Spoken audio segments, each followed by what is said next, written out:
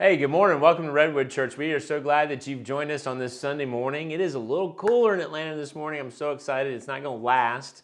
It's still going to be hot weather ahead, but it's been a little cooler. The dew point's been a little lower this weekend, and so it's almost bearable outside after a couple months of heat and humidity. So, exciting morning in the Gardner residence this morning as we have a new engineer on the computer this morning.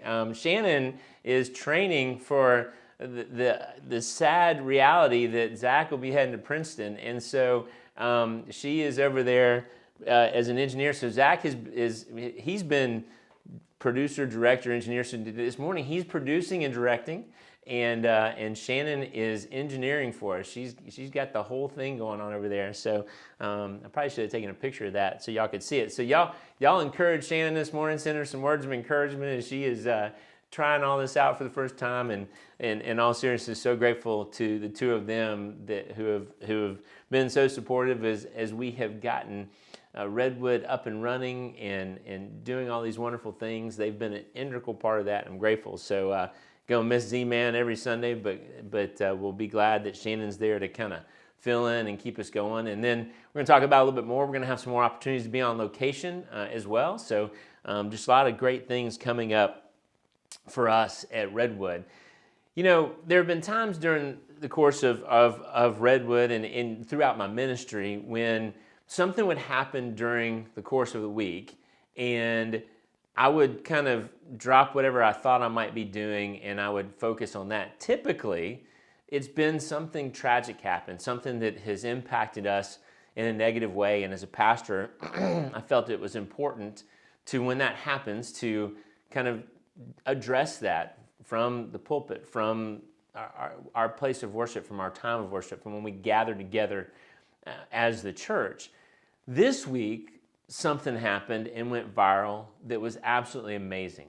And I felt like that we needed to, that it was something that was so good and so instructive to who we are, that would be what would guide us this morning. And I'm going to start by telling you kind of a personal story that relates to the story that we saw this week. When Zach was little, he's played sports. He played sports growing up all along. When he got into high school, he did some different things. But when he was little, he was always playing sports. And so for a number of years, he played baseball. And we loved watching him play baseball. He was a great little pitcher. We played baseball in the backyard. I would catch him in the backyard. You could hear that ball snap into the glove. I still hear that sound, love that sound. We still love to play catch. In fact, we bought some new baseballs recently just so we could go out in the backyard, play catch. It is the quintessential American pastime, and one of those things that we just love to do. So he's playing on a pretty good little team, and I can't remember the exact circumstances, but I think he was playing third base. But regardless, there was a little boy who was a very good ball player. His dad had played college ball, and this little guy was a really good ball player, had a very strong arm. And I think there was a runner going to third. Zach wasn't paying attention. Little boy threw the ball, hit Zach right in the temple. Hit him in the temple so hard that when we got over to see him, you could see the stitches of the baseball imprinted in Zach's face. And so, as any parents would do, we kind of panicked. And so Zach was down for a couple minutes. We got him up. We took him to an urgent care said, we don't touch head injuries. Y'all need to take him to the hospital. So we went to Children's Healthcare over at Scottish Rite and got in through the ER. Nana, at the time, we worked there, and so we kind of had inside scoop there, and we would have gotten great treatment regardless. But Nana knew the situation and got Zach in there. And by the time we got to the hospital, I mean, it seemed like he was fine. But your child gets hit in the temple with a baseball from a kid can throw pretty hard. It's one of those moments where you're thinking, okay, we need to check this out. And so we're sitting there in a room, and it's one of our family's favorite stories. It's really one of mine and Shannon's favorite stories. You imagine Zach kind of sitting back on a hospital bed in an emergency room, and the ER doctor comes in, and he says, well, we got a couple options. He said, we can do a CAT scan and make sure everything's okay. but I don't really like radiating kids if I don't have to, like if that's not necessary. The other option is that y'all can stay here for 4 hours and we can observe him over 4 hours. And if anything's going to present itself, it'll present itself within 4 hours. And if he's okay at 4 hours, no nausea, headaches, any of that kind of thing, eyes are all good, then y'all can go home. Zach's sitting there, got his little hands behind his head, man of leisure, TV on. He says, well, Mom and Dad, looks like we have a decision to make. And we just all kind of chuckled. We hung out, watched TV for 4 hours. Everything was fine. Fast forward to this week, and so much of what goes viral in this world are bad things, things that go viral for all the wrong reasons. But right now, this past week, were the regional qualifiers for the Little League World Series. I have a dear friend, a colleague from my doctorate of ministry program, who for years has hosted one of the international teams. Every year it's a different international team. He's done that as part of kind of his late summer thing that he does to as an act of service and a getaway. He loves the game. So I, in recent years, have paid more attention than I would have otherwise because of his connection, but I've always kind of tuned in the Little League World Series. With everything going on this year with our family, all good, getting Zach ready to go away to school, I hadn't paid as much attention, and suddenly my social feed, I keep seeing this video pop up, and I finally take a look at it. And it was a Southwest regional game. It was between a team from Tulsa, Oklahoma, and Pearland, Texas. And they were playing for the opportunity to go to Williamsport, which is where Williamsport, Pennsylvania, where the Little League World Series is held. There's a young man named Caden Shelton, goes by Bubs. Caden's a big kid, strong, hard-throwing right-hander pitcher. And he was pitching to a young man named Isaiah Zay Jarvis from Tulsa, Oklahoma. So Caden's pitching for Texas. Isaiah Zay is from Tulsa, Oklahoma.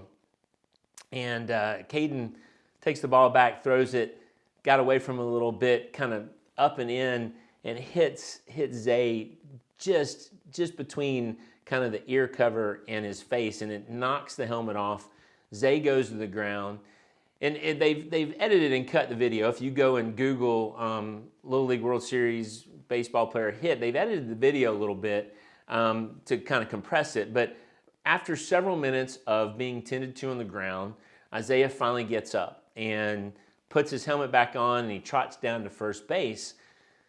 And then the camera focuses on Bubs, on Caden, on Shelton, and he is visibly distraught. He's upset. I mean, he had no intention of hitting this other player in the head. And so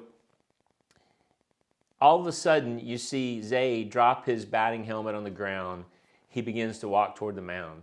And as he does, Bubs kind of has his face buried in his hands. Isaiah walks up, kind of puts his arms around him and starts giving him a pep talk. And they have mics on the coaches and the players, and you can hear him saying, it's okay. Just take deep breaths, throw strikes. You're going to be fine. I'm fine. I'm okay. Everything is okay. So let's leave that there for a second and let's go to the text. Let's read from Paul's letter to the church in Rome, the 12th chapter, verses 9 through 21. Romans 12, 9 through 21. Let love be genuine. Hate what is evil. Hold fast to what is good. Love one another with mutual affection. Outdo one another in showing honor. Do not lag in zeal, but be ardent in spirit. Serve the Lord. Rejoice in hope. Be patient in suffering. Persevere in prayer. Contribute to the needs of the saints. And extend hospitality to strangers. Bless those who persecute you. Bless, do not curse them. Rejoice with those who rejoice, and weep with those who weep. Live in harmony with one another. Do not be haughty, but associate with the lowly. Do not claim to be wiser than you are. Do not repay anyone evil for evil, but take thought for what is noble in the sight of all. If it is possible, as far as it depends on you, live peaceably with each other. Beloved, never avenge yourselves, but leave room for the wrath of God. For it is written, vengeance is mine, I will repay, says the Lord. No, if your enemies are hungry, feed them. If they are thirsty, give them something to drink. For by doing this, you will heap burning coals on their heads.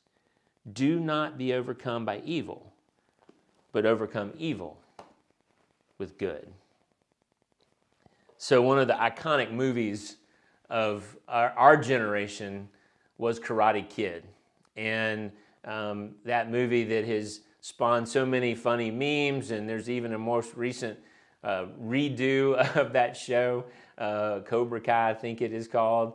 I haven't seen that. I don't want to ruin my memory of the Karate Kid, but for those who grew up in our generation, and probably pretty much anybody knows the story of the Karate Kid. This kid is getting bullied, and Mr. Miyagi begins to coach him in the ways of karate and using it for self-defense, and how the whole discipline that's required about that. But they get in the tournament, and you know the whole sweep the leg scene where the angry sensei from the dark, evil karate studio, he wants him to take him out, wants him to sweep the leg, and you see the anxiety on the young man who's being told to do something that he knows is wrong. And of course, young Daniel's son does his famous pose and wins, and it's all good. But I thought about that this week, this kind of complete contrast between the two events. If you read much about the story from this week, you know, the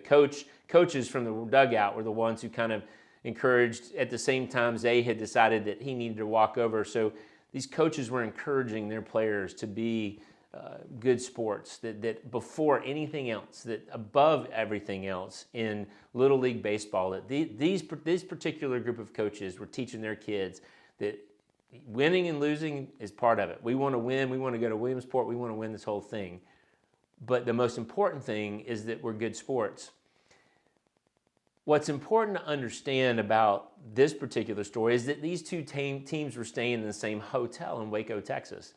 And so in the days leading up to the game, these kids had all been hanging out. Now, the coach from Isaiah's team acknowledged that there were some teams that were so competitive that they were standoffish. Their coaches were encouraging them just to stick to themselves and not to interact with the other teams. They didn't want to be distracted, and they didn't want to lose their edge. But the coaches of these two particular teams had encouraged their players to get to know one another, to hang out together, to enjoy their time together. These are kids. These are like 12-year-old kids. And so these two young men in particular, Isaiah and Caden, Zay and Bubs, had gotten to know each other. They had hung out. They had become friends.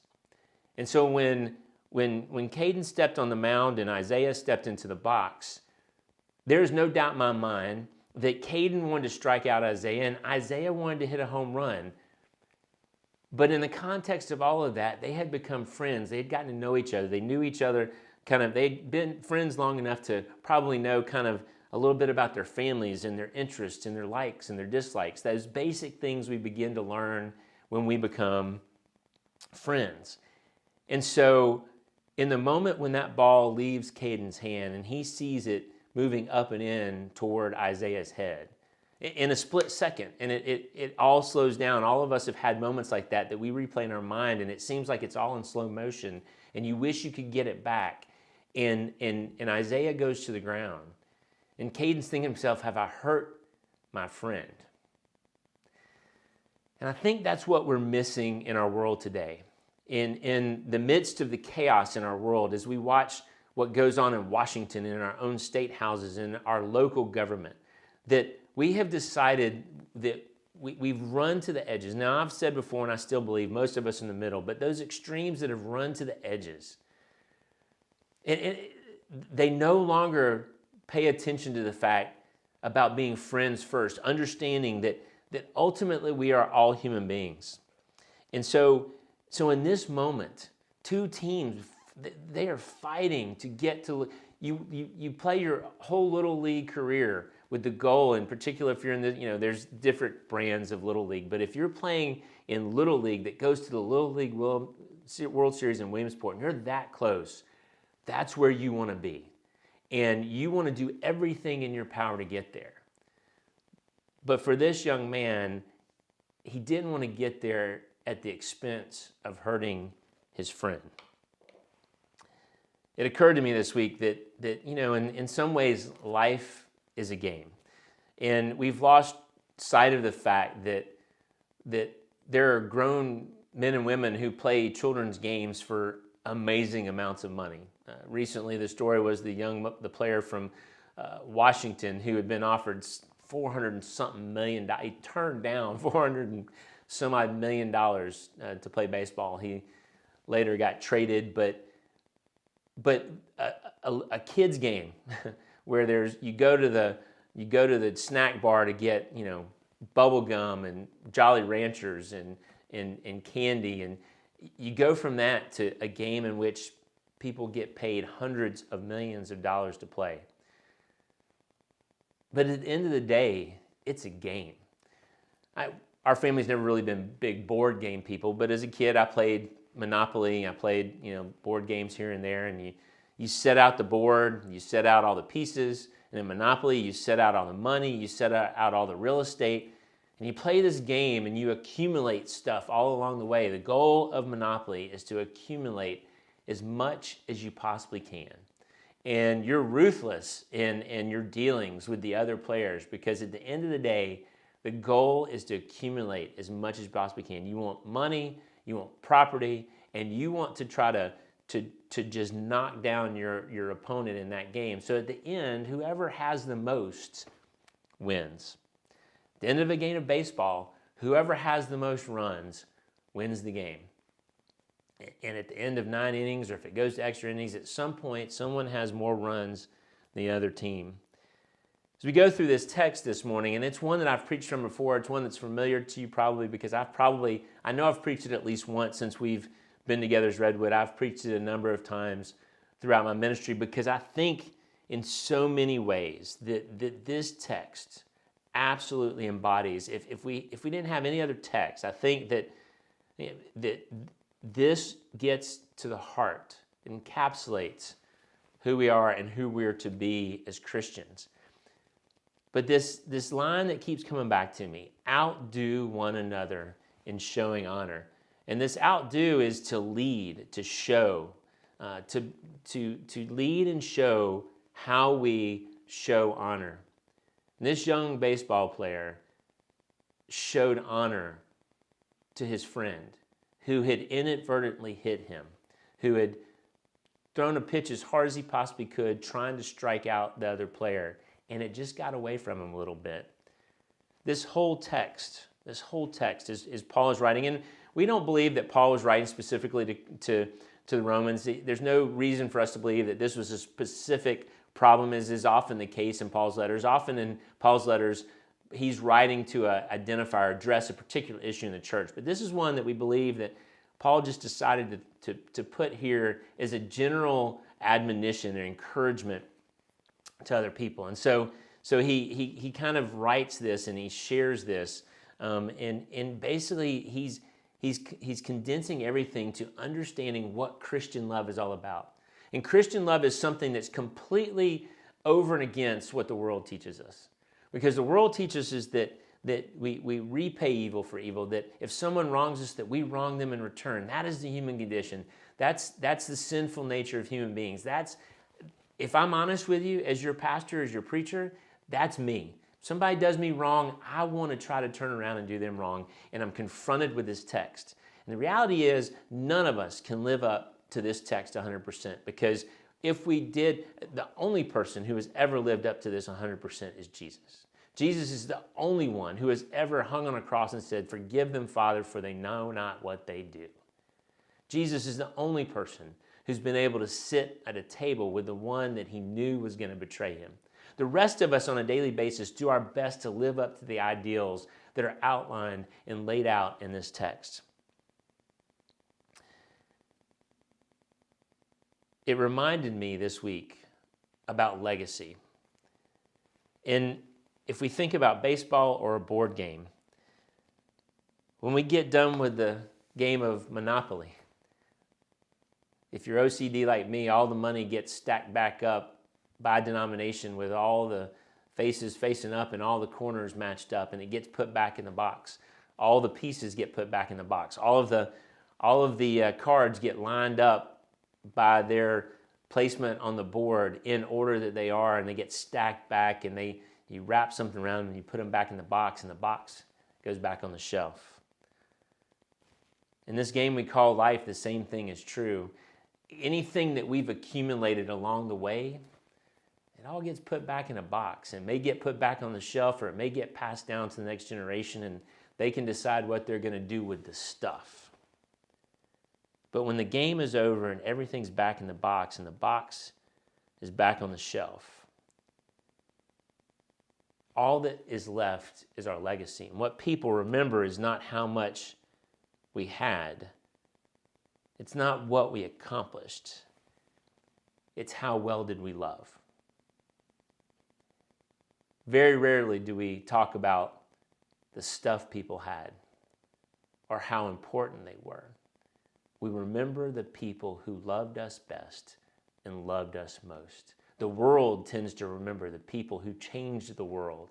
And those people who changed the world, it may be because they had money or influence, but ultimately, the people who are really remembered is not because of that, but because of what they did, how they used what they had to make a difference for others. All that we leave behind is our legacy, and that all that we can take with us is our love for others and our love for God and our faith in God. Now look, these two young men are probably not saints. They'll probably have their moments where they don't behave as we saw them behave this week. None of us are saints. None of us act like this on a daily basis. But if we're trying to follow Jesus, if we want to be the hands and feet of Christ, then this is a text to which we should return often.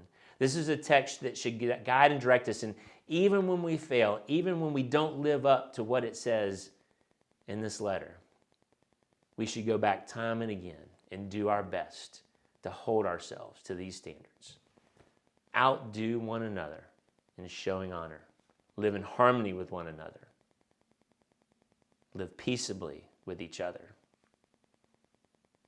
Overcome evil with good. Will you pray with me? Almighty God, we give you thanks for this day. We thank you for the gift of sport and the gift of games and the gift and opportunity to compete. For a part of the human condition is this innate desire to compete and to win. And in and of itself, there's nothing wrong with that. But God, never let us lose sight of the fact that our ultimate victory is in you through Jesus Christ. That all other wins and losses pale in comparison. Christ, it seemed, had been defeated, yet he rose again and was victorious over death and gave us victory over death as well. So God, may we strive to outdo each other in committing good acts, in loving one another. If we are so busy trying to outdo each other and showing each other honor, this world would be a much better place. So God, this week, may we find ways to do good, to love others, and to put our faith in you. We ask it all in the name of Christ our Lord. Amen.